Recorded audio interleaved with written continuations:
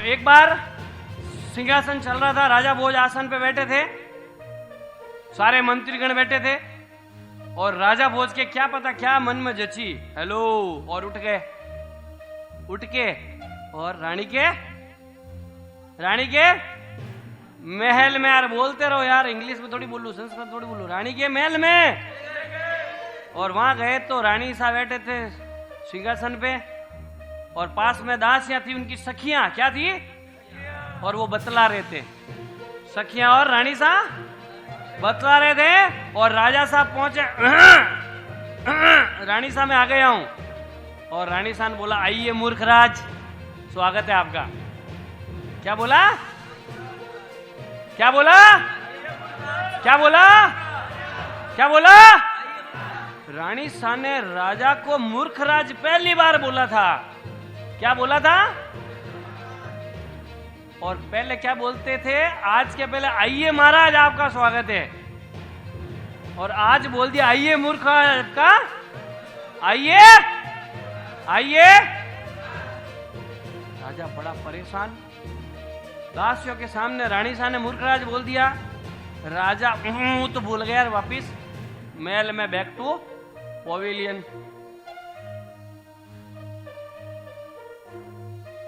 इसको सोचना दो थोड़ी देर। पवेलियन जाके वापिस मुंडा उतारी ओढ़ा,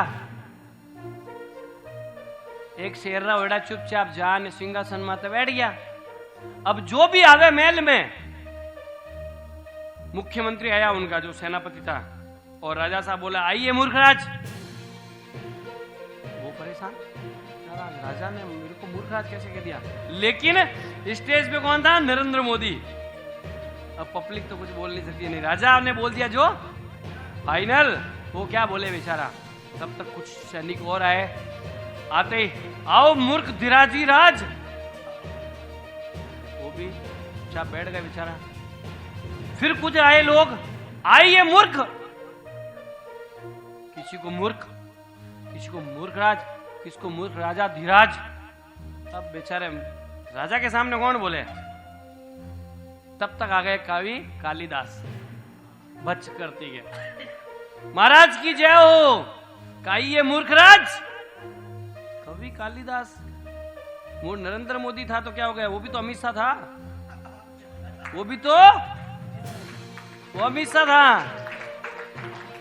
क्या राजा छोटे मुंह बड़ी बात, क्या एक सवाल पूछना था, कि पूछो, कि मुझे आज आपने मूर्खराज कैसे बोला, कि क्यों बोल दिया, कि नहीं मूर्खराज जैसी हरकत क्या की मैंने।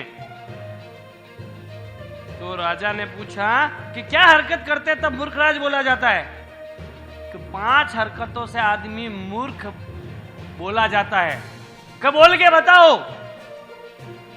तो कवि कालिदास ने बोला कि पहला मूर्ख उसको बोला जाता है जो चलते चलते खाता है, चलते चलते। तो मैं तो कुछ खाते खाते आया ही नहीं राजा जी महल के अंदर, मेरे को कैसे मूर्खराज बोल दिया।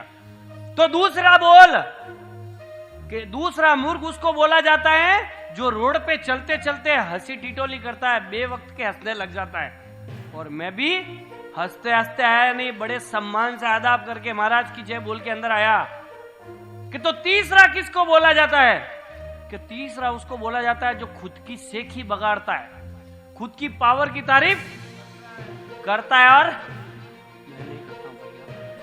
करता और करवाता है। तो ऐसा भी मैंने कुछ नहीं किया, मैंने मेरी ज्ञान की प्रशंसा नहीं की, तो मेरे को आपने मूर्खराज कैसे बोला। कि तो चौथा क्या लक्षण है मूर्ख का,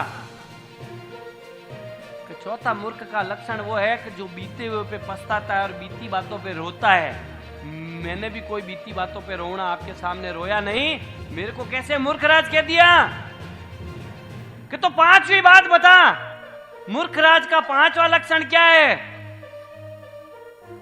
तो उसने बोला कि कोई 2 लोग बात करते हैं, उसके बीच में जाके तीसरा टपकता है, उसको मूर्खराज कहते हैं। कि राजा के सींग ऊपर हो गए, टंग।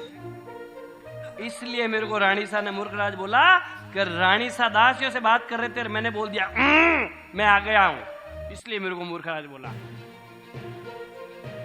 और झटके से सींग ऊपर हुए, पूंछ हुई ऊपर 1.5 फीट की, और उठ के चले गए फिर रानी सा के पास। रानी सा चलो महल में। अब रानी सा को महल में लिया है, हेलो, और सिंहासन पे बिठाया, और राजा खड़ा हुआ अपने सिंहासन पे और बोला, राजा बनके सिंहासन पे बैठना इतना आवश्यक नहीं है जितना आवश्यक है राजा के गुण पैदा करना अंदर। तो महाराजा मूर्खराज और महाराजा धीराज में इतना सा ही फर्क होता है बस।